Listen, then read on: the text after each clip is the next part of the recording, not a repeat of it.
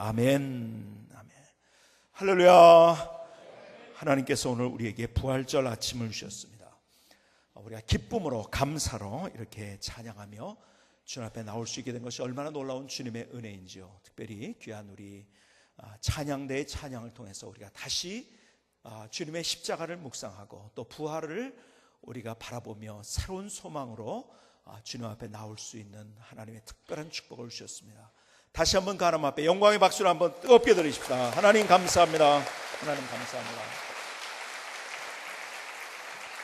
오늘 이 자리에 함께한 여러분 모두를 주님의 이름으로 환영을 드리면서 여러분의 삶의 곳곳에 부활의 산 소망이 더 멋지게 새롭게 나타날 수 있기를 주님의 이름으로 축복합니다. 축복합니다. 우리 앞뒤 좌우를 돌아보면서 서로를 축복합시다. 주님의 이름으로 축복합니다. 환한 얼굴로 축복합니다. 축복합니다. 축복합니다. 축복합니다. 예, 감사합니다. 감사합니다. 성지에 가서 제가 시를 하나 썼는데요. 한번 들어보시겠습니까? 여러분들 주보에도 제가 이렇게 푸른 초장에다가 기록을 했습니다. 성지, 거룩한 땅에서의 기도. 주님이 숨 쉬었던 공기를 호흡합니다. 가버나움의 맑은 공기, 갈릴리의 시원한 바람. 주님이 숨 쉬었던 고난의 공기를 호흡합니다. 비아 돌로로사의 어두운 공기, 십자가를 지고 가신 길의 검은 바람. 십자가의 주님이 숨 쉬었던 공기를 호흡합니다. 선발의 대못 박은 곳에 무거운 공기, 내 죄로 인해 물과 피를 흘리신 십자가 앞에 빨간 바람. 부활의 주님이 숨 쉬었던 공기를 호흡합니다. 죽음을 이기신 빈 무덤 앞에 찬란한 공기, 제자들 앞에 섰었던 벳세다의 환한 바람. 깊은 호흡으로 내 안에 주님의 심장을 담습니다. 주님의 마음이 혈관으로 전달돼 손끝으로 발끝으로 흐릅니다. 새로운 희망으로 일어섭니다. 아멘. 오늘 부활절 아침에 이 아름다운 새로운 희망으로 일어서는 귀한 아침이 될 수 있기를 다시 한번 주님의 이름으로 축복합니다. 축복합니다. 우리가 지난 주간은 고난 주간을 지냈습니다. 주님께서 나를 대신해서 십자가상에 달려 돌아가셨어요. 오늘 특별히 찬양대의 칸타타 가운데에서 그 내용을 정말 깊이 있게 담았어요. 성경은 우리에게 이렇게 얘기합니다. 로마서 3장 23절에 모든 사람이 죄를 범하였음에, 그렇죠? 저를 포함해서 우리 모두가 다 죄인인 거예요. 그렇죠? 하나님의 영광에 이르지 못하더니 우리는 죄 때문에 다 죄악의 늪에서 허우적거리던 우리의 인생 생각해 보시겠습니까? 내가 거기에서 물속에 빠졌어요. 빠졌는데 허우적거리는데 다른 종교는 이렇게 얘기하는 거예요. 야, 가만히 있어봐. 너 배영을 할 줄 몰라? 그러면은 자유형을 해서 나와. 수영할 땐 이렇게 하는 거야. 이렇게 해봐. 스스로 하게 만드는 것이 다른 종교입니다. 그래서 스스로 뭘 합니까? 내가 고행을 하고 무슨 방생을 하고 내가 무슨 행동을 통해서 뭔가 나의 인생의 모든 문제를 해결하려고 하는 것이 다른 모든 종교들입니다. 야, 너 이렇게 하면은 수영해서 나올 수 있어. 이렇게 하면 너 살아날 수 있어. 근데 그게 가능성이 없는 얘기예요. 그래서 하나님께서는 우리의 그 가능성 없는 현실을 아시고 우리를 사랑하셨기 때문에 어떻게 하셨습니까? 우리를 구원하시기 위해서 그분이 친히 물속으로 들어오신 거예요. 그리고 우리를 살려주신 거예요. 이것이 하나님의 사랑입니다. 이것이 하나님의 은혜인 거예요. 여러분, 요한복음 3장 16절에 우리에게 말씀하시죠. 너무 잘 아는 말씀. 하나님이 어떻게 해요? 세상을 이처럼 사랑하사 독생자를 주셨으니 예수님을 보내신 것이요. 그래서 어떻게 했어요? 이는 그를 믿는 자마다 멸망하지 않고 영생을 얻게 하셔. 예수님은 어떻게 보내셨습니까? 십자가에 죽게 하시기 위해서. 나는 죄로 말미암아 빠져 죽을 수밖에 없는 나의 인생. 그런데 예수님께서 친히 우리의 대속 제물이 되어 주셔서 나의 모든 죄의 삭스를 다 지불하시고, 그래서 로마서 6장 23절은 이렇게 말씀합니다. 죄의 삭스는 사망이요, 우리의 죄의 삭은 사망인데 그것을 예수님이 다 짊어지셨어요. 그리고 어떻게 했습니까? 하나님의 은사는 그리스도 예수 우리 주 안에 있는 영생이니라. 여러분, 세상은 뭐를 얘기합니까? 공로를 이야기하고 나의 노력을 이야기합니다. 너 똑똑하잖아. 너 이거 할 수 있잖아. 너 도 닦으면 돼. 너 수행을 하면 돼. 그러나 가능성이 없는 얘기들이에요. 세상은 계속 우리에게 이를 악물러 해야 된다고 얘기를 해요. 가능성이 없는 얘기입니다. 그런데 주님께서 우리를 위해서 십자가상에서 그분의 모든 것들을 주셨어요. 죄의 삭을 대신 지불하시고 대속 제물이 되셨어요. 그래서 하나님은 사랑을 얘기하고 하나님은 은혜를 얘기하는 거예요. 다른 종교에서는 은혜란 단어가 없습니다. 거저주는 선물. 이게 하나님의 사랑인 거예요. 요한복음 1장 12절에 영접하는 자, 곧 그 이름을 믿는 자에게는 하나님의 자녀가 되는 권세를 주셨으니, 예수 그리스도를 위해서 믿음으로 말미암아 우리가 하나님의 자녀가 되는 권세를 주셨다는 거예요. 그래서 구원받았다는 의미가, 이 부활절 아침에 다시 한번 우리의 확신을 가집시다. 구원이란 말이 무슨 말이라고요? 그 안에 담긴 의미는 내가 용서받았다는 거예요. 그 수많은 죄들 다 용서받은 거예요. 다 용서받았어요. 그래서 하나님의 자녀가 됐어요. 하나님의 백성이 됐어요. 그래서 우리는 영생을 얻었고 천국의 소망을 가진 자들이에요. 예수 그리스도 안에서. 이게 복음인 거예요. 복음은 뭡니까? 기쁜 소식입니다. 복음의 의미는 기쁜 소식이에요. 가스펠이라는 의미, 기쁜 소식입니다. 이게 기쁜 소식인 거예요. 이 세상에 이거보다 더 기쁜 소식이 있을까요? 나 스스로 해결할 수 없는 나의 삶의 모든 문제들 주님이 해결해 주셨어요. 그래서요, 나는 죽어도 최소한 천국입니다. 아세요? 그리고 살아서도 천국을 맛보는 인생을 살도록 나를 인도해 주신 거예요. 그래서 예수 그리스도 안에서 나는 구원받았다. 이 구원의 확신을 가질 수 있기를 주님의 이름으로 축복합니다. 한번 따라합시다. 예수 안에서 나는 구원받았다. 사탄은 우리에게 어떻게 속삭이는지 아세요? 야, 너 그러고서도 구원받았다고 그래? 정죄하는 것은 사탄입니다. 아세요? 변호하시는 분은 예수님이세요. 네, 그래서 십자가상에 달리지 않았습니까? 사탄은 계속 하나님과의 관계를 어떻게 해서든 끊으려고 해요.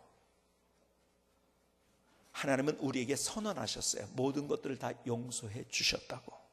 이 구원의 확신을 가질 수 있기를 주님의 이름으로 축복합니다. 십자가로 인해서 우리가 하나님의 사랑을 경험하게 된 거예요. 자, 그런데 보세요. 여러분, 이렇게 한번 생각해 보시겠어요? 내가 몸을 잘 가꾸고 내가 사랑하려고 그래. 내 몸을. 그런데요, 내가 아주 지저분한 데 들어갔어요. 막 그냥 시궁창 같은 데 들어갔어. 그리고 나왔는데, 거기를 나왔단 말이에요. 그러면 집에 와가지고 뭘 하죠? 뭐예요? 뭐 이렇게 그 다음에 뭐 하는지를 전혀 모르겠다는 듯이 저를 쳐다보는 분들이 많아서 제가 당황이 되는데요. 아니, 시궁창에 들어갔다고요. 그 다음에 어떻게 해야죠? 씻어야죠. 그렇죠? 목욕을 하고 샤워를 합니다. 그렇죠? 자, 그런데요, 목욕하고 샤워할 때 그냥 물만 붓습니까? 어떻게 하죠? 그렇죠. 비누질까지 해서 싹싹 다 닦습니다. 그리고 샤워 끝 하면 어떻게 됩니까? 여러분, 시궁창에 있는 거 그대로 둬서도 안 되지만 그냥 비누로만 닦아 놓으면요, 나중에 어떤 일이 벌어지는지 아십니까? 내 몸에 문제가 생깁니다. 왜 그런지 아세요? 내 피부에는요, 뭡니까? 피부를 보호하는 성분들이 있는데 그것까지 다 닦여 나간 거예요. 자, 보세요. 제가 하나님이 저를 굉장히 신묘막측하게 창조하셨다고 말씀드렸죠. 왜요? 저는요, 피부가 너무 약해서 저는 설거지도 못하고 걸레질도 못하고 빨래도 못하고 하나님이 저를 그렇게 신묘막측하게 창조하셨어요. 그래서 고무장갑 끼면 된다고 하는데요, 고무장갑 끼면 더합니다. 몰라서 하는 얘기입니다. 그거는 면장갑까지 속에다 끼면 된다고 또 그러던데, 그러기에는 너무 이게 절차가 복잡하더라고요. 근데 제가요, 학교 다닐 때 학창시절에요, 제가 이게 하도 문제가 돼가지고서 정말 열심히 내가 손을 닦는다고 매일 비누질을 했어요. 그런데 그럴수록 더 문제는 심각해지는 거예요. 왜 그런지 아세요? 있는 모든 것이 다 닦여나가가지고 피부를 보호하는 성분까지 다 없어졌기 때문에 내가 비누를 칠한 만큼 어떻게 되죠? 로션을 발라줘야 돼. 뭔가를 보호해주는 것을 발라주는 거예요. 그렇죠? 그러니까 여러분들 세수하고 나는데 비누질을 하면 꼭 뭐 안 발라줘요. 비누질을 안 하면 오히려 괜찮아요. 비누질을 하면 어떻게 해요? 뭔가를 좀 발라줘야 되는 거야. 그렇죠? 꼭 발라줘야 됩니다. 그렇지 않으면요 피부가 굉장히 상합니다. 비누질을 안 하는 것만큼 못해요. 근데 어쨌든 간에 우리가 피부를 보호할 때도 꼭 어떻게 합니까? 비누질을 했으면은 거기에 로션을 발라주는 거예요. 같이 가는 거예요. 그렇죠? 보세요. 예수님의 십자가만 있었다고 한다면 진짜 그것이 하나님의 사랑일까요? 죽음으로 그냥 끝나버렸어요. 진짜 하나님의 사랑은 십자가 상에서 돌아가셨을 뿐만 아니라 거기에서 우리에게 부활의 승리를 보여주셨기 때문에 진짜 그게 하나님의 사랑이고 진짜 우리의 인생의 소망이 있는 거예요. 여러분, 우리의 삶 속에서 정말 우리의 신앙 속에서 제일 중요한 것이 무엇이면 그래서 부활의 신앙인 거예요. 여러분, 성경에 보면 예수님의 탄생에 대해서는요, 예수님의 탄생에 대해서는 그걸 다 없앤다고 하면 누가복음하고 마태복음 조금만 없으면은 예수님의 탄생에, 물론 이제 예수님의 뭐 이제 탄생에 대한 예언 같은 것들, 유대 땅 베들레헴아 너는 작지 아니하도다 한 이 예언의 말씀 이런 것들을 빼놓고 거의 예수님의 탄생에 대해서는 웬만큼 빼도 성경이 존재할 수가 있어요. 그런데요, 부활을 빼면은요, 성경 자체가 존재할 수가 없는 거예요. 여러분, 우리의 삶 속에서 정말 중요한 게 무엇이냐면 우리의 신앙 속에서 정말 중요한 것이 이 부활인 거예요. 여러분, 예수님이 십자가상에 달려 돌아가셨, 나의 죄를 대신한 십자가에 달려 돌아가셨을 뿐만 아니라 내가 거기에서 일어서 예수님께서 부활하셨기 때문에 예수님께서 거기에서 부활의 승리를 보여주셨기 때문에 이것이 하나님의 완벽한 우리의 사랑을 보여주신 거예요. 그래서 우리는 언제나 부활의 소망으로 부활의 희망으로 일어설 수 있는 거예요. 여러분, 여러분의 삶을 살아가면서 이 부활의 신앙으로 살아간다는 것만큼 중요한 것이 있는지 아십니까? 예수님께서 그분이 죽음의 권세를 깨뜨리시고 부활하셨어요. 그래서 우리에게 소망을 주시고 우리에게 희망을 주셨어요. 그래서 우리의 삶은 부활의 신앙으로 살아가는 삶을 살아야 되는 거예요. 부활의 소망으로 부활의 신앙으로 산다는 의미가 뭔지 아십니까? 여러분, 신앙은요 어떻게 보면 역설입니다. 세상의 원리로 볼 때는 역설이에요. 자, 보세요. 하나님께서 우리에게 기가 막힌 축복의 원리를 주셨는데 그 십자가가 부활이에요. 우리의 인생에 우리의 삶 속에서도 우리가 십자가로 말미암아 하나님의 자녀가 천국을 소유하고 이것이 큰 그림이 있지만 우리의 일상 속에서도 이 그림이 나타나야 된다는 거예요. 뭐예요? 여러분, 기가 막힌 축복의 원리는 내가 죽으면 살아난다는 거예요. 이게 역설이고 이게 믿음이고 이것이 부활로 사는 삶인 거예요. 그래서 사도 바울은 뭐라고 이야기하는지 아십니까? 사도 바울의 고백을 들어보시면 고린도전서 15장 31절에 보니까 형제들아, 내가 그리스도 예수 우리 주 안에서 가진 바 너에게 대한 나의 자랑을 두고 단언하노니 나는 날마다 어떻게 사노라. 가 아니고 뭐요? 죽노라. 날마다 죽노라. 한 번 죽는 게 아니에요. 사도 바울은 이렇게 고백해요. 나는 날마다 죽노라. 고린도후서 4장 10절에 볼까요? 우리가 항상 예수의 죽음을 몸에 짊어지면 예수의 생명이 또한 우리 몸에 나타나게 하려 함이니라. 내가 예수님의 죽음을 내 몸에 짊어진다. 그래서 예수님의 생명이 내 몸에 나타난다. 무슨 말인지 아세요? 여러분, 죽어야지 산다는 거예요. 이게 성경의 가장 중요한 진리예요.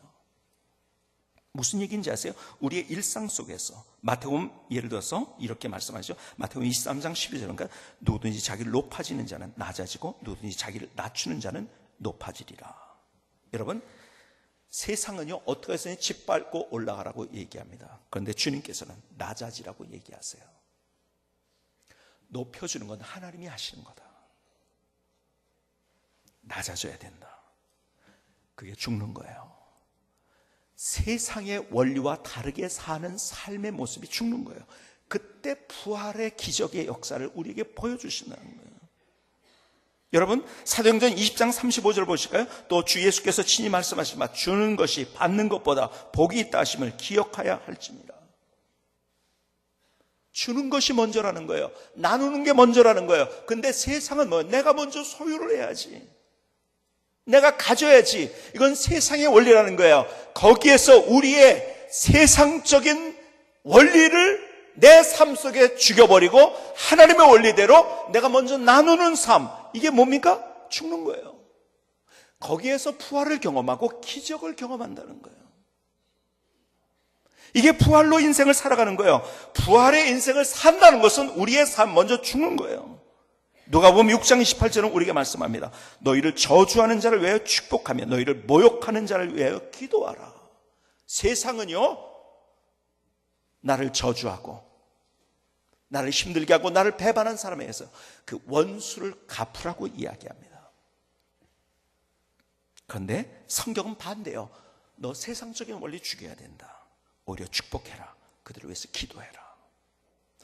거기에서 기적이 뭔지, 인생의 부활이 뭔지를 삶의 순간순간 속에서, 발자국 속에서 우리가 경험할 수 있다는 거예요.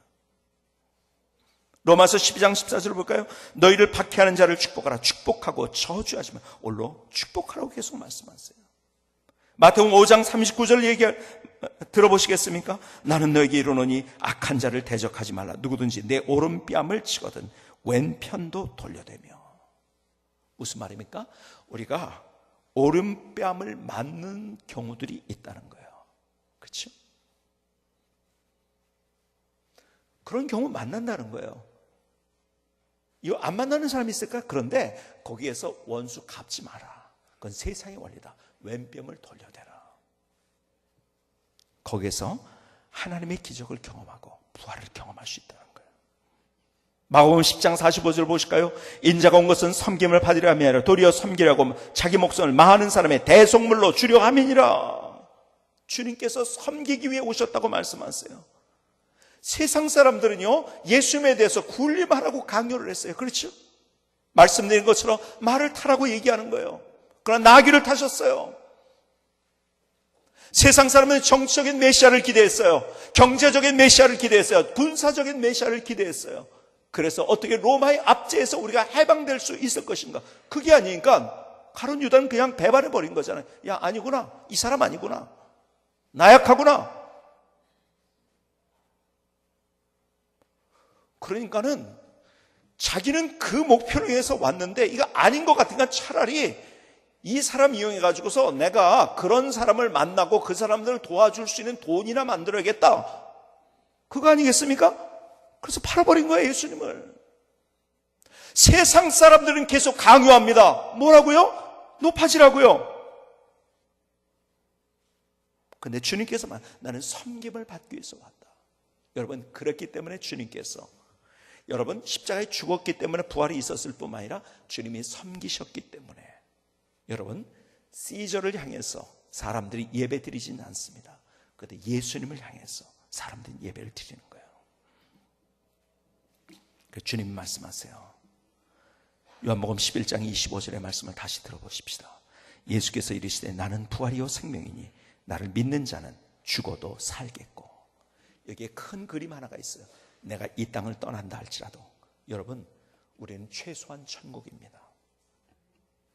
한번 따라합시다. 나는 죽어도 최소한 천국이다. 여러분, 이 믿음이 있으면요, 인생 자신 있게 살아갈 수 있는 거예요. 그렇죠? 그런데 뿐만 아니라 우리의 삶의 발자국 속에서도 세상의 원리를 포기하고 세상 사람들이 살아가는 방법대로 살지 않고 사도 바울의 고백대로 나는 날마다 죽노라. 거기에 대해서 그럴 때 거기에서 하나님의 기적을 경험할 수 있다. 우리가 하나님 앞에 이렇게 나올 때 많지 않습니까? 나 정말 열심히 했어요. 최선을 다했어요. 열정을 다했어요. 근데 하나님, 도대체 나에게 돌아온 것이 이것밖에 안 됩니까? 이게 뭡니까? 왜 그런지 아세요? 왜 그런지 아세요? 열심히 했는데 하나님의 방법이 아니었다는 거예요. 여러분, 세상의 원리와 하나님의 원리는 반대예요. 제가 말씀드린 것처럼 미국과 한국은 반대요. 어떻게요? 낮과 밤이 반대예요. 그렇죠?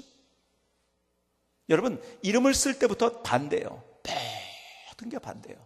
한국의 이머전시에 119인데요. 미국은 몇이에요? 911이에요. 한국의 전화번호를 모를 때 114를 눌러요. 미국은 몇이라고요? 411이에요. 왜 이런 것까지 반대인지 모르겠어요. 근데 미국에 오면 미국의 원리를 따라야 되는 거예요. 그럼 미국을 누리세요. 한국에 온 미국 사람은 반대로 한국의 원리를 따라야죠. 그렇죠? 아무리 한국에 와서 911 눌러보십시오. 411 눌러보십시오. 반대로 내가 미국에 가가지고 내가 119를 눌러보십시오. 411을 눌러보십시오. 예수 그리스도 안에서 내가 하나님의 자녀가 됐다는, 백성이 됐다는 말은 이제는 하나님의 원리로 살아가는 자가 됐다는 거예요. 그러니까 세상의 원리에 대해서는 내가 죽은 자로 여겨야 된다. 그때 부활이 뭔지, 기적이 뭔지를 경험할 수 있다는 거예요. 내가 더 섬기고 낮아지고 나누고 원수를 오히려 축복하는 삶, 이것이 부활신앙으로 사는 삶이라는 것을 성경은 우리에게 말씀해 주죠. 그것이 뭡니까? 예수님을 닮은 삶을 살아가는 거예요.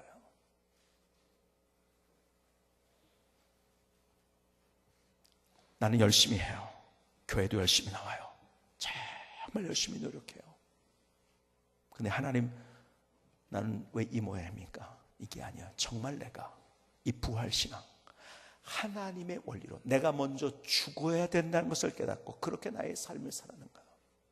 가만히 보면 내가 너무 많이 살았어요. 어떻게 살았는지 아세요? 내 경험 가지고, 내 판단 가지고, 내 지혜 가지고, 내가 가진 이성 가지고, 어쩌면 내가 가진 조그만 그 상자를 만들어서 인생의 상자, 그 상자 속에서 어쩔 줄 몰라 하면서 우리의 삶을 살아가고 있어요. 아니요, 그것을 포기해야 된다는 거예요. 나아만이 아니 요단강 물에서 7번 씻으라고? 말도 안 될 거예요. 왜요? 우리는 더 좋은 강이 있는데. 아니, 그리고 7번 씻는다고 무슨 소용이 있겠냐? 자기의 지식, 자기의 경험, 자기의 생각, 자기의 상자로 생각해 볼 때는 이해가 안 되는 거였었어요. 그런데 거기에 자기의 생각을 죽여버렸어요. 그리고 물속에 들어갔어요. 그리고 그는 그 문둥병에서 나와서 어린 아이의 살과 같이 됐어요. 성경은 우리에게 말씀하세요. 죽어야 산다. 죽어야 산다. 죽는다는 것은 더 겸손해지는 거예요. 더 섬기는 거예요. 낮아지는 거예요. 더 나누는 거예요. 먼저 원수를 축복하는 거예요. 가만히 보면 예수 믿는 이유가 내가 더 편리해지기 위해서, 예수 믿는 이유가 세상 사람보다 더 잘 되기 위해서, 내가 더 높은 자리에 올라가기 위해서, 우리의 인생의 목적이 그것이 되어질 때 하나님께서 거기서 역사하지 않으실 거예요. 오늘 주님께서 이 부활절 아침에 우리에게 주시는 주님의 음성을 들으십시다. 사도 바울의 외침을 들어보시다. 나는 날마다 죽노라. 주님이 십자가에 돌아가셨기 때문에 부활을 경험하신 거예요. 똑같이 너희들의 인생도 내가 죽을 때 살아날 수 있다. 오늘 주님께서 저와 여러분들에게 어떤 것에서 내게 죽으라고 말씀하시는가? 그래서 어떤 것에서 하나님의 기적을 보여주시길 원하시는가? 주님의 음성을 들을 수 있는 귀한 아침이 될 수 있기를 주님의 이름으로 축복합니다. 기도하시겠습니다.